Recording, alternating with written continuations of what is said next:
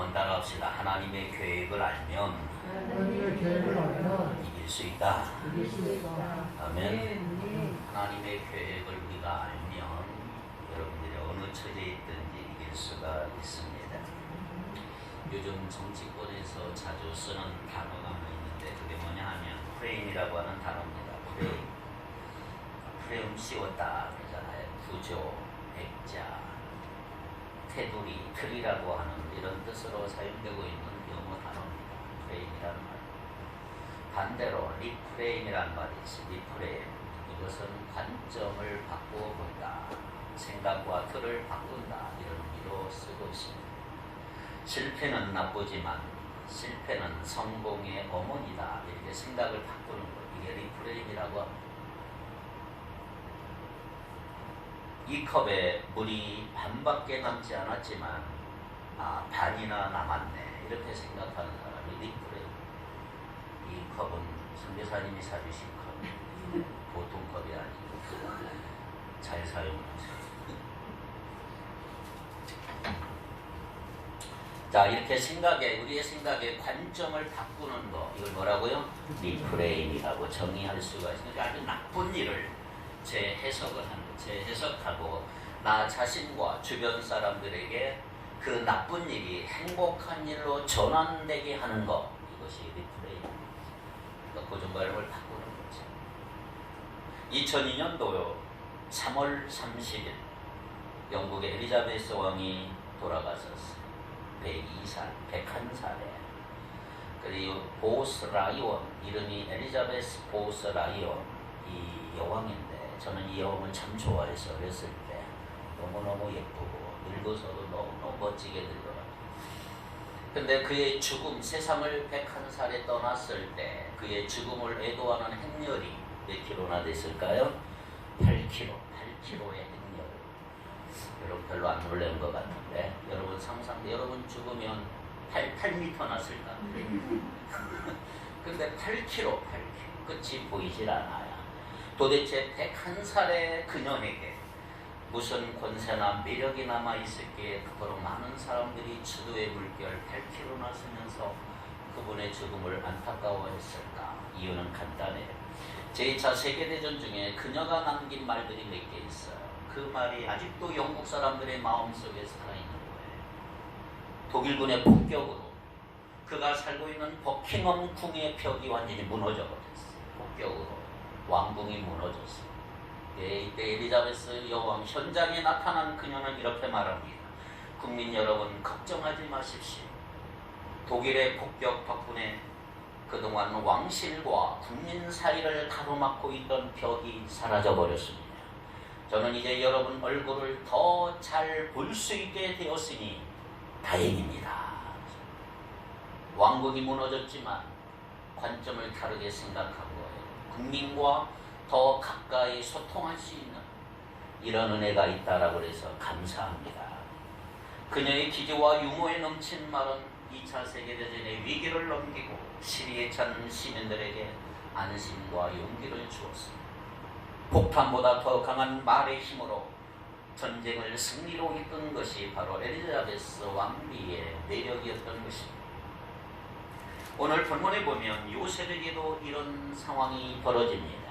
지난날의 잘못으로 몸을 숙이며 벌벌 떨고 있는 형들에게 요셉은 이렇게 말을 합니다. 5절을 다 같이 읽어봅니다. 5절 시작. 당신들이 나를 이곳에 팔았다고 해서 근심하지 마소서, 한탄하지 마소서. 하나님이 생명을 구원하시려고 나를 당신들보다 먼저 보내셨나이다.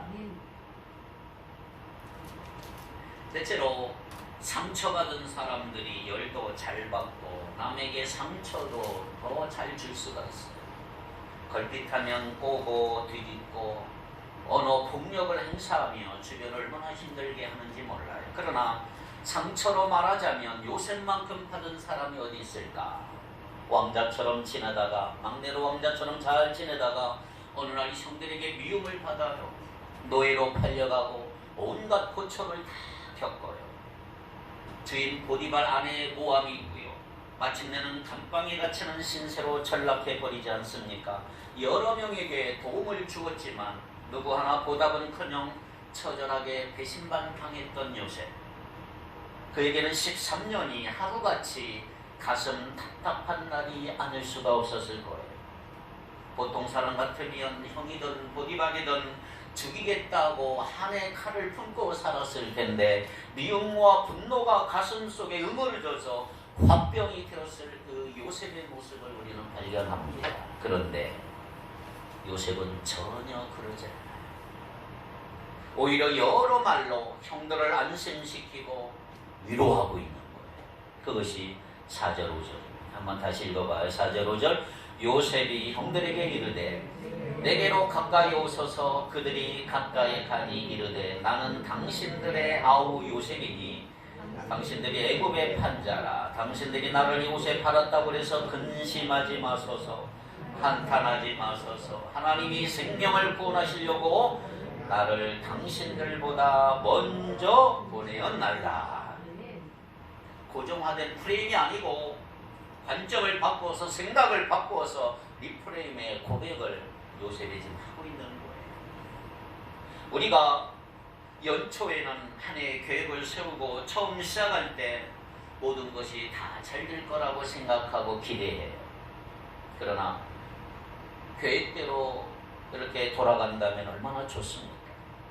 우리 삶에는 전혀 예상하지 못한 불청객들이 찾아와요.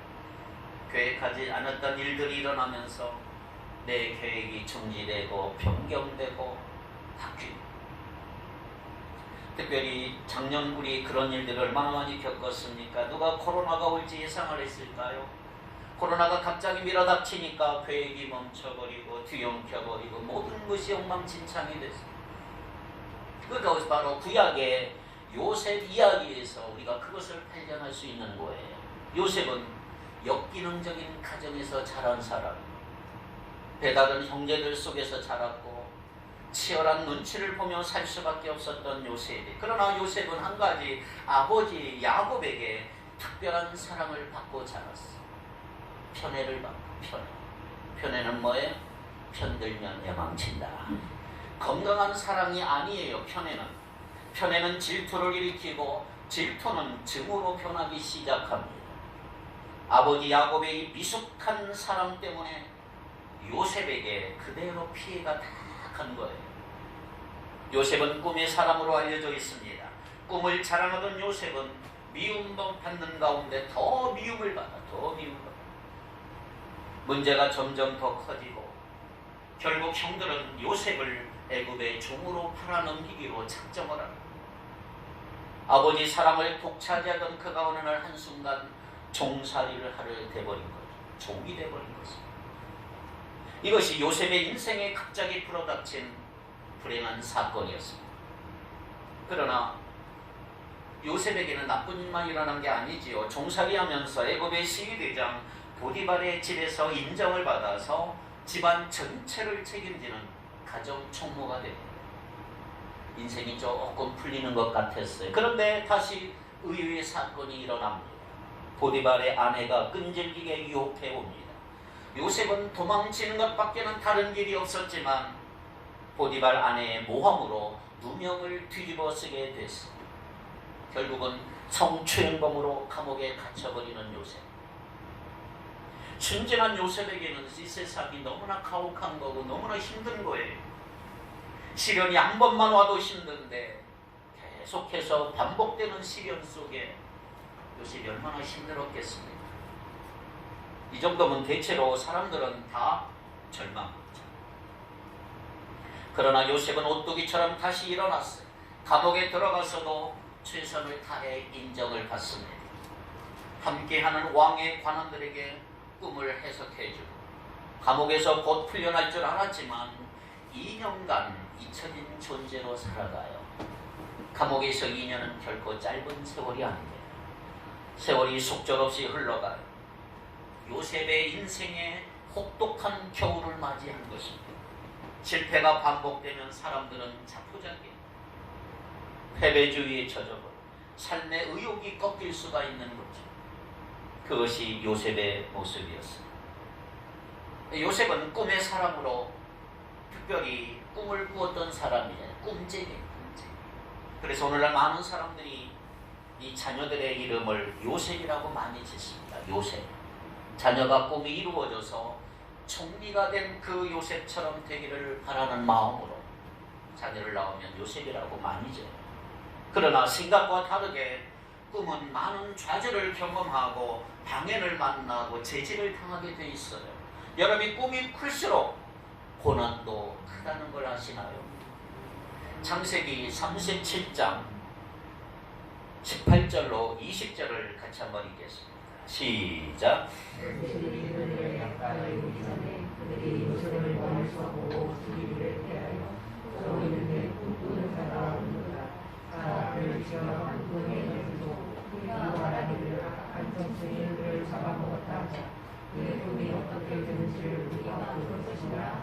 아멘.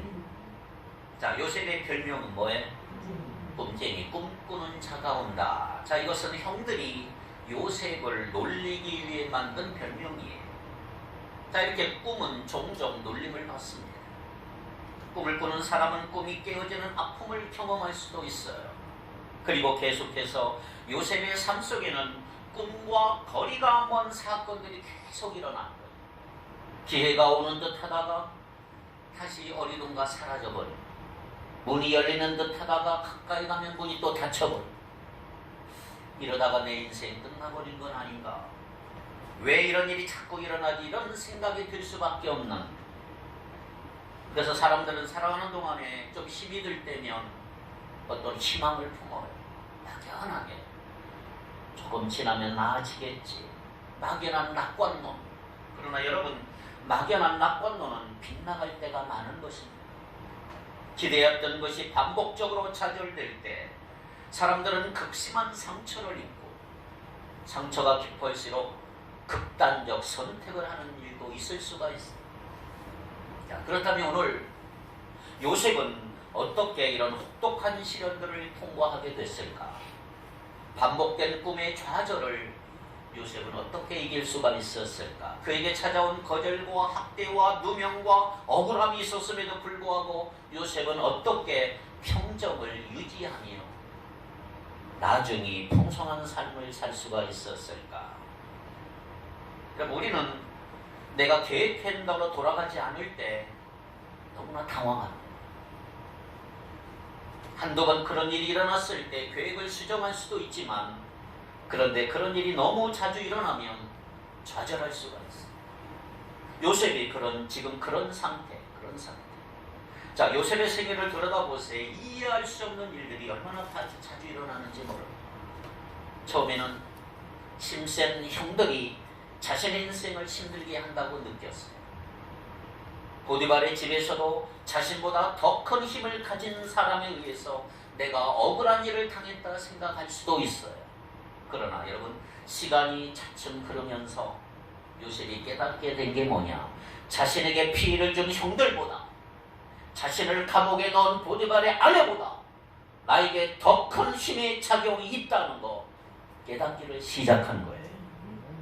여러분, 우리가 살아다 보면 나의 의사와는 상관없이 벌어진 일들이 한둘이 아니란 말이에요. 나의 힘으로 저항할 수 없는 일들이 일어날 수가 있어. 코로나도 마찬가지. 우리 계획이 없던 거예요. 나의 힘으로 도무지 어떻게 해볼 도리가 없는 일들이 우리 주위에 너무 많이 일어나요. 요셉은 자신에게 피해를 준 가해자의 힘보다 어떤 더 큰 힘이 있음을 인식했던 것입니다. 자, 그렇다면 여러분, 내가 계획한 대로 풀리지 않고 나의 의도와는 상관없이 불행스러운 사건을 만날 때 여러분 어떻게 반응하십니까? 올 한 해도 우리 인생 가운데 이런 일들이 얼마든지 많이 일어날 수가 있습니다. 자, 이제 오랜 세월이 흐르고 요셉이 애굽의 총리가 됐어요. 요셉의 경제 정책으로 인해서 7년의 풍년을 잘 관리하며 앞으로 7년 흉년이 올 것을 대비합니다. 마침내 온 세상이 다 흉년이 들고 요셉의 형들은 아버지를 모시고 식량을 구하러 애굽에 찾아왔어요. 어떻게 인생이 이렇게 반전될 수 있을까? 애굽 요셉의 형들은 자신들이 행한 죄가 결코 작지 않다는 걸 알고 있는 거예요. 인신매매잖아. 하나 넘겼잖아. 애굽의 총리가 된 그 요셉 앞에서 형들은 지금 벌벌 떨고 있는 거예요. 내가 팔았던 요셉이 죽지 않고 총리가 됐다. 그리고 요셉에게도 얼마나 좋은 기회입니까? 속에 쌓아두었던 말을 할 수 있는 절호의 찬스. 지난날 그가 겪었던 억울한 삶에 대한 울분을 토할 시간이 온 거예요. 원수 갚을 시간이 온 거예요. 그런데 요셉은 입을 열어 뭐라고 하는지 아세요? 7절입니다. 7절을 같이 한번 읽겠습니다. 시작. 하나님이 큰 구원으로 당신들의 생명을 보존하고 당신들의 후손을 세상에 두시려고 나를 당신들보다 먼저 보내셨나니. 아멘. 전혀 예상이 빗나간 말하잖아요. 어떻게 이런 반응 볼 수 있을까? 요셉의 반응을 보세요. 형들의 지난날의 행위에 대한 증오가 전혀 드러나질 않아요. 자, 여기서 우리가 주목해야 될 게 이겁니다. 요셉이 자신에게 일어난 사건을 보는 관점의 관점, 리프레임의 관점. 어떻게 생각하느냐? 요셉이 이야기의 중심은 사람이 아니에요. 사건 자체도 아니에요. 오늘 여기서 나오는 핵심이 뭐냐? 하나님이에요. 하나님. 7절 다시 한번 읽어보세요. 하나님이 큰 구원으로 당신들의 생명을 보존하고 당신들의 후손을 세상에 두시려고 나를 당신들보다 먼저 보내셨나니. 주어가 뭐예요? 주어 하나님이 하나님이 큰 구원으로 당신들의 생명을 보존하고 당신들의 후손을 세상에 두시려고 나를 먼저 보냈다. 하나님이 주어의 주어. 그러니 요셉의 시야는 좁지 않은 거예요. 멀리 보는 요셉. 오늘 우리는 시야가 너무 좁아요. 시야가 좁으면 이 살아가는 주제들도 얼마나 좁은지 몰라요. 카톡이나 페이스북을 보며 이상한 사람이 올린 댓글을 보면서 제 해석한다고 시간 다 보내는 사람. 시야가 가려져 있으면 나에게 무슨 일이 일어나는지 도무지 해석이 안 돼. 그때부터 내 삶은 혼란스러워. 자, 지금 요셉이 사용하고 있는 단어가 큰 구원, 큰 구원. 하나님, 큰 구원. 하나님이 가지고 계신 큰 그림. 구원은 하나님의 계획이다. 이게 핵심이라는 거죠. 핵심. 요셉은 자신의 신변 문제보다는 더 큰 하나님의 계획을 보았던 거예요. 자신이 총리가 되는 게 초점을 맞추지 않았고, 요셉의 이야기는 개인의 성공사를 말하고 있지 않아요. 아버지 야곱과 70명의 가족들 전도가 아니고 이스라엘 전체 민족을 일으켜서 열방을 구원의 길로 이끌고자 하시는 하나님의 거대한 계획을 지금 이야기하고 있는 거다. 우리가 주기도문 할 때마다 먼저 하나님의 뜻을 구하지 않습니까?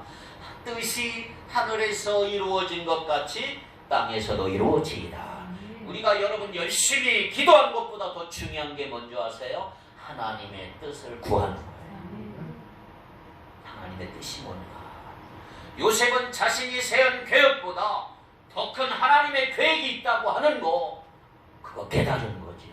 하나님의 뜻이 반드시 있다. 그건 세상의 많은 생명을 구원하시려고 하는 하나님의 계획이다.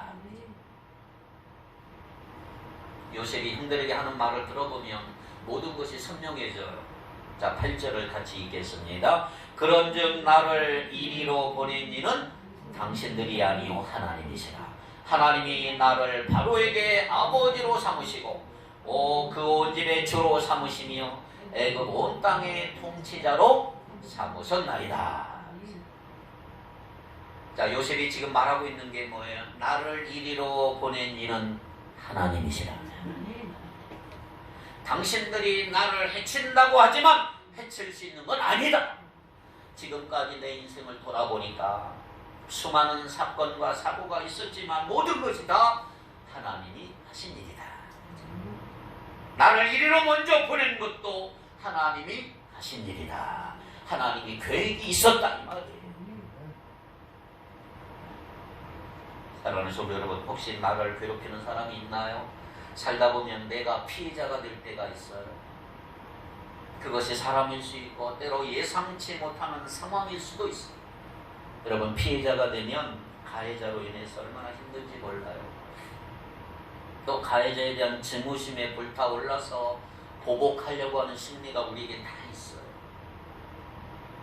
여러분, 우리가 잘 아는, 제가 몇 번 소개했지만 지선아 사랑의 책 읽어보셨나요? 지선아 사랑의 책 주인공이 이지선 자매. 사고 나기 전에 얼마나 예쁜가요? 사고 나면 얼굴이 이렇게 됐어요. 지금은 한동대 교수로 있어요. 교수. 이화여대를 다녔던 그녀가 어느 날 공부를 마치고 가는 도중에 사거리에서 신호를 딱 기다리고 있는데 음주운전자가 자기 타고 있던 차를 들이받아 그 자리에서 자동차가 불이 났어요. 그녀는 전신에 중화상을 인생이 망가지고 인생이 깨져버렸어. 얼굴은 물론이고 전신에 수술을 20번이나 넘는 수술을 해간. 그런데 이지선 자매는 운전자를 진심으로 용서했어. 그리고 자신의 일그러진 얼굴로 인해 절대로 절망하지 않아. 이전으로 돌아가고자 하는 마음이 전혀 없다는 거예요. 지금이 더 행복하다. 어떻게 그것이 가능할까? 오늘 8절이 대답했다. 나를 이리로 보낸 이는 당신들이 아니요 하나님이시다.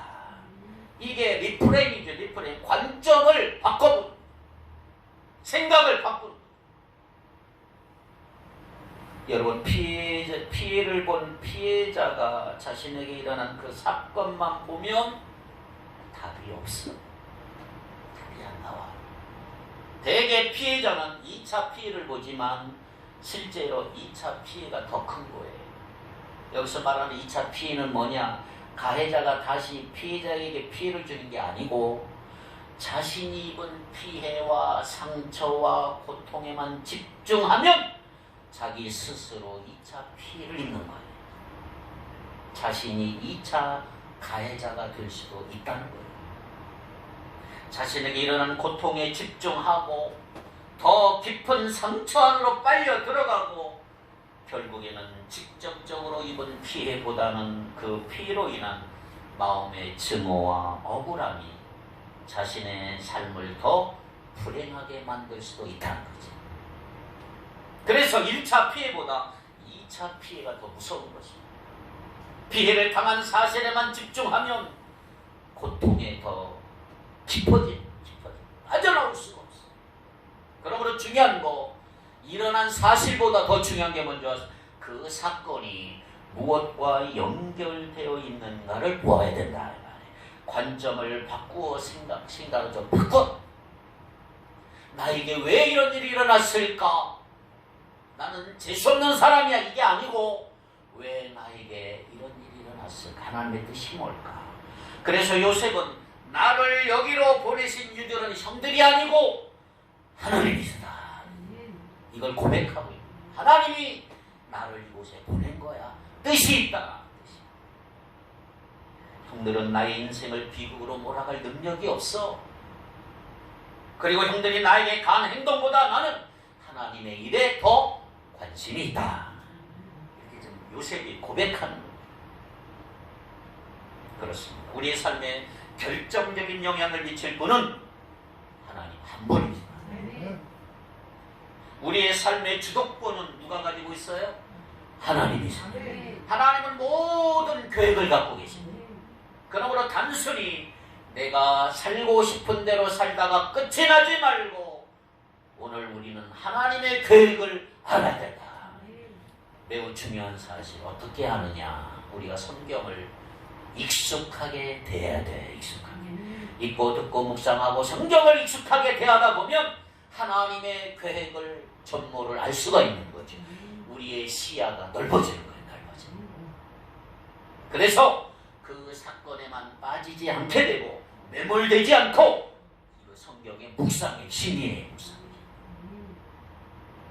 그래서 요셉은 자기가 겪었던 상처에서 완전히 빠져나와서 하나님의 관점으로 사건을 다시 들여다보고 있는 거예요.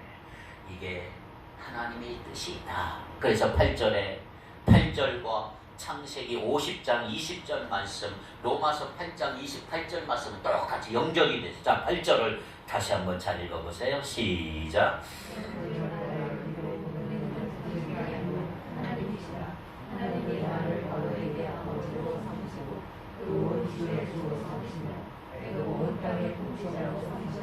아멘. 그 다음에 50장 20절 시작. 당신들은 나를 해하려 하였으나 하나님은 그것을 선으로 바꾸사 오늘과 같이 많은 백성의 생명을 구원하게 하시려 하셨나니. 당신들은 나를 해하려 했지만 이 사건 속에서는 나는 힘들고 어렵고 외롭기도 했지만 하나님은 이 모든 것을 선으로 바꾸어 주셨나이다. 이유는 백성의 생명을 구원하기 원하셨기 때문이다. 로마서 8장 28절 시작. 우리가 알거니와 하나님을 사랑하는 자 곧 그의 뜻대로 부르심을 입은 자들에게는 모든 것이 합력하여 선을 이루니라. 모든 것이 합력하여 선을 이루니라. 형들이 나를 해하려 한 건 맞습니다. 그러나 요셉은 피해자와 가해자의 관계를 설명하는 일에 시간 버리지 않아요. 도리어 그는 하나님의 계획을 형들에게 알려주는 거예요. 하나님의 계획이 얼마나 선하냐. 하나님은 그것을 선으로 바꾸사. 하나님은 선하신 분이죠. 할렐루야. 하나님은 선을 이루시는 분이죠. 합력의 선을 이루시는 분. 우리가 사는 이 세상 얼마나 악한 자들이 많습니까? 그리고 약한 자들 여러 명이 공부를 하면 한 사람 죽이는 거 일도 아니에요. 오늘 우리의 삶을 되돌아봐도 비슷하지 않습니까? 환경의 어려움, 여건의 한계, 인간관계 속에 나타난 비난과 조롱, 때로는 질병에 걸리고 때로는 이유도 알 수 없는 고난의 시간들이 있었다는 거 어떻게 일일이 다 열거할 수 있을까요? 오늘 여기에 대낮에 형제들이 공모하여서 요셉 동생을 죽이려고 합니다. 여의치 않으니까 노예로 팔아버렸어. 같이 자란 형제들 어떻게 이렇게 악할 수가 있을까요? 그런데 성경에 보면 죄의 뿌리가 얼마나 깊은지, 인간이 얼마나 악한지 가감없이 보여주지 않습니까? 우리가 이 세상을 살다 보면 악은 성공률이 높아 보이고 악한 자가 득세하는 것처럼 보여요. 형들은 동생을 팔아넘기고 아버지를 완벽하게 속였어요. 그러나 세상은 완전 범죄는 없어요. 하나님의 놀라운 방법으로 형들의 범죄를 다 드러내시고 자기들이 걸음으로 요셉 앞에 걸어오게 만드는 거예요. 하나님의 방법이. 여러분 어떻게 이런 일이 일어났을까요? 하나님은 그것을 선으로 바꾸사. 선으로 바꾸사. 하나님은 악한 자의 악을 다 드러내시고 억울한 자를 구원하시는 분이시다. 오늘 선하신 하나님이 오늘도 두 눈을 부릅쓰고 계시는 거예요. 악을 선으로 바꾸시는 하나님 믿으시기 바랍니다. 이거 믿지 못하면 나는 초조해지고 내 힘으로 악과 싸우려고 하다가 도리어 악해지는 거예요. 기억하세요. 하나님의 눈앞에 악은 숨길 수가 없습니다. 하나님께서 선을 이루시는 목적이 뭐냐? 오늘과 같이 많은 백성의 생명을 구원하는 일이다. 이게 핵심입니다. 핵심.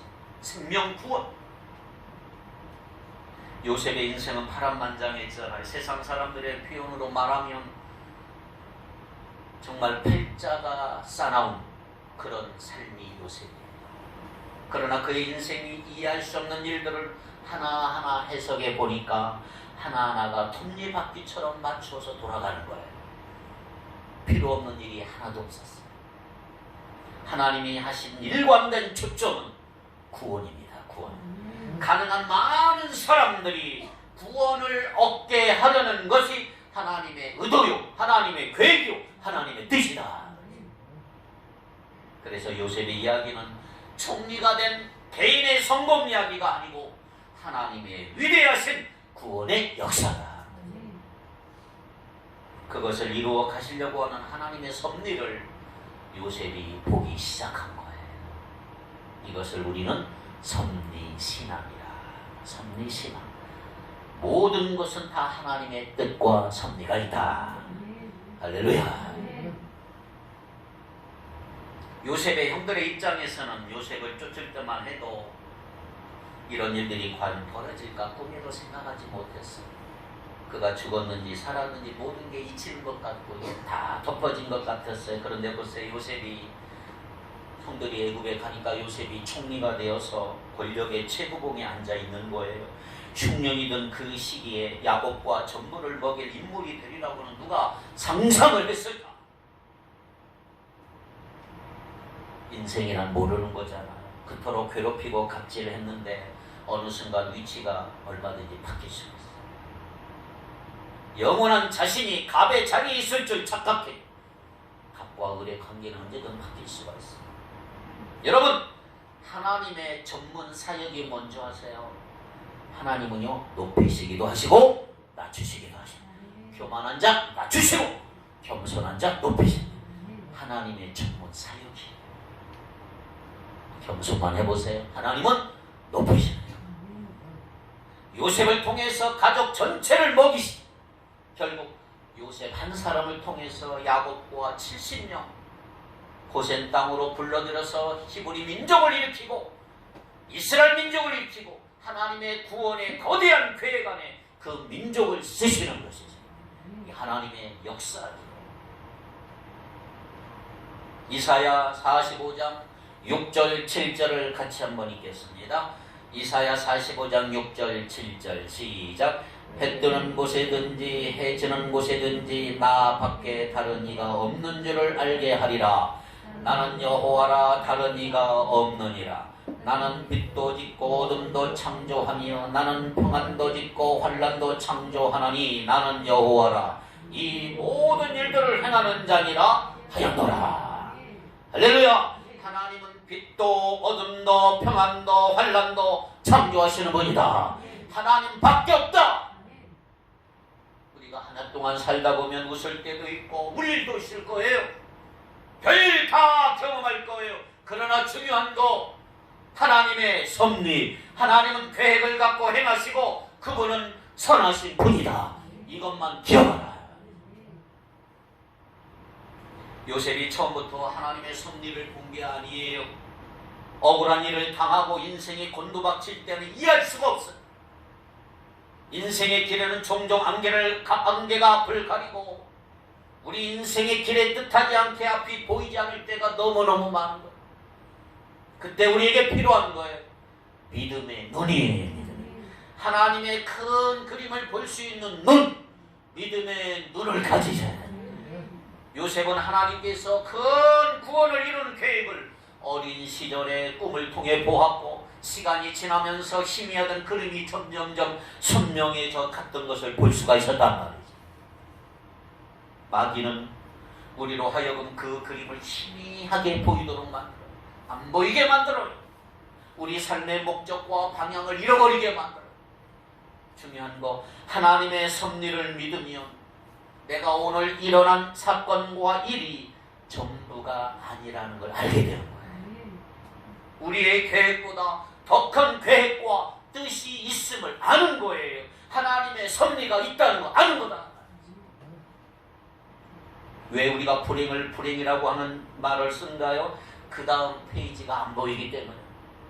그러나 그 다음 페이지를 본다면 불행하게 보이는 일이 축복으로 이어질 줄 믿습니다. 이제부터 좀 멀리 보는 훈련을 좀 하셔야 합니다. 마음이 조급하고 쫓기면 힘들어져요. 일어난 사건들을 너무 성급하게 판단하지 마세요. 거리를 두고 믿음의 눈으로 보시기 바랍니다. 믿음의 눈이 열리면 하나님이 일하시는 손길이 더 선명하게 보이게 될 줄 믿습니다. 잠언 16장 9절을 볼까요? 사람이 마음으로 자기의 길을 계획할지라도 그 걸음을 인도하시는 이는 여호와시니라. 우리의 계획대로 안 된다고 당황할 필요 없어요. 우리의 계획은 언제든지 수정될 수 있어요. 내가 가지고 있는 계획보다 더 큰 하나님의 계획을 보셔야 한다. 하나님의 섭리는 시간이 흘러야 볼 수 있고 알 수 있어요. 요셉도 마찬가지. 모든 사건이 이해한 게 아니에요. 다만 하나님의 섭리를 믿은 거예요. 안 되면 안 되는 이유가 있을 거라고 믿고 하나님의 주권을 믿었고 인정했단 말이에요. 살다 보면 억울하고 자존심 상하는 일이 얼마나 많이 일어납니까? 하나님께서는 싫은 길 걸어가게 하실 때도 있어요. 그때 여러분 하나님의 주권 앞에 무릎을 꿇으셔야 돼요. 하나님의 주권을 인정하셔야 돼요. 하나님의 섭리를 믿고 받아들일 때 그때 비로소 우리는 하나님의 진정한 위로를 경험하게 될 줄 믿습니다. 섭리 신앙은 그거예요. 우리로 소망을 갖게 하고 절망을 이기게 하고 모든 위기로부터 우리를 건져 주신다. 어떤 일이 일어나도 지치지 않고 믿음의 길을 걸어갈 수 있게 하는 게 섭리 신앙이고 하나님의 주권을 절대 인정하는 것입니다. 잠언 19장 21절 사람의 마음에는 많은 계획이 있어도 오직 여호와의 뜻만이 완전히 서리라. 사람의 마음에는 수많은 계획이 있을지라도 오직 여호와의 뜻이 완전히 서리라. 우린 더 이상 우리의 계획만 보면 안 되는 거예요. 우리에게 수많은 계획이 있다 할지라도 오직 하나님의 뜻만 이루어진다. 오직 여호와의 뜻만이 완전히 서리라. 여러분 어려운 일이 닥칠 때 불행이라고 단정하지 말고요. 만약 요셉이 그렇게 살았다면 모든 사건마다 불행을 외치고 아마 비극적으로 인생이 마쳤을 거예요. 올 한 해 힘들 때 내가 뜻대로 돌아가지 않을 때 하나님의 더 크고 놀라운 계획을 바라보시기를 바랍니다. 하나님은 요셉의 인생에 있어서 밝고 어두운 수많은 다양한 색깔을 사용해서 그의 인생을 기가 막히게 쓰셔주셨습니다. 지금 어려운 상황 속에 지친 분도 많고 우울함도 호소하고 절망하는 사람도 얼마나 많습니다. 그러나 기억하세요. 우리를 향한 하나님의 뜻은 선하십니다. 하나님의 계획은 실패할 수 없습니다. 아무리 내 인생이 바닥을 치고 벼랑 끝에 선다 할지라도 염려하지 마세요. 시편 27편 14절이 있어요. 시작. 너는 여호와를 기다릴지어다. 강하고 담대하며 여호와를 기다릴지어다. 여호와를 기다리는 삶이 뭔지 아세요? 바로 이 자리에서 하나님이 나와 함께 계신다는 사실을 믿고 하나님을 신뢰하는 거예요. 내게 주어진 삶의 자리, 그 사람, 그 시간, 그 장소, 그것을 소중히 여기고 충성하는 거예요. 그렇습니다. 하나님께서는 우리를 먼저 보내셨습니다. 먼저 우리에게 가정을 꾸미게 하셨고, 먼저 우리에게 직장을 나가게 하셨고, 먼저 교회를 나오게 하셨고, 먼저 이 땅에 살게 만들었어요. 그리고 먼저 이곳에서 할 수 있는 사명을 주셨어요. 나를 하나님이 먼저 이곳에 보내셨군요라고 여러분이 밟는 땅을 향하여 선포하시기 바랍니다. 나를 만나는 사람들을 소중히 여기며 그렇게 한번 선언해 보세요. 그때 한 사람 한 사람은 축복의 통로가 될 것입니다. 그리고 하나님께서 우리를 통해서 생명의 역사를 만들어 가신다. 치유와 회복과 역사를 우리 믿음의 사람들을 통해서 만들어 주실 것입니다. 어쩌면 올 한 해도 계획한 대로 돌아가지 않을지 모르겠어. 그러나 절망하고 낙심하지 말아야 될 이유는 우리는 이미 하나님의 섭리에 들어와 있기 때문에 매 순간 하나님의 말씀 앞에 순종하며 걸어가면서 하나님께서 우리 인생을 통해 하나님의 위대한 역사를 이루어가는 것을 바라보시기 바랍니다. 오늘 말씀을 꼭 붙잡고 이 한 해를 살아가 넉넉하고 풍성한 승리를 거두는 저와 여러분이 되기를 축복합니다. 기도하겠습니다. 거룩하신 하나님, 우리를 먼저 보내주셔서 감사합니다. 먼저 보내주신 뜻을 바로 알아서 주신 사명 잘 감당할 수 있도록 믿음을 주옵소서. 요셉을 아름답게 쓰신 하나님이여, 이 시간 우리 교회와 성도들을 기가 막히게 빚어주소서. 하나님의 뜻에 맞게 하나님의 계획 속에 축복의 통로가 되도록 넉넉하게 승리하며 살아갈 수 있도록 복을 주옵소서. 감사하며 예수님 이름으로 기도하옵나이다. 아멘.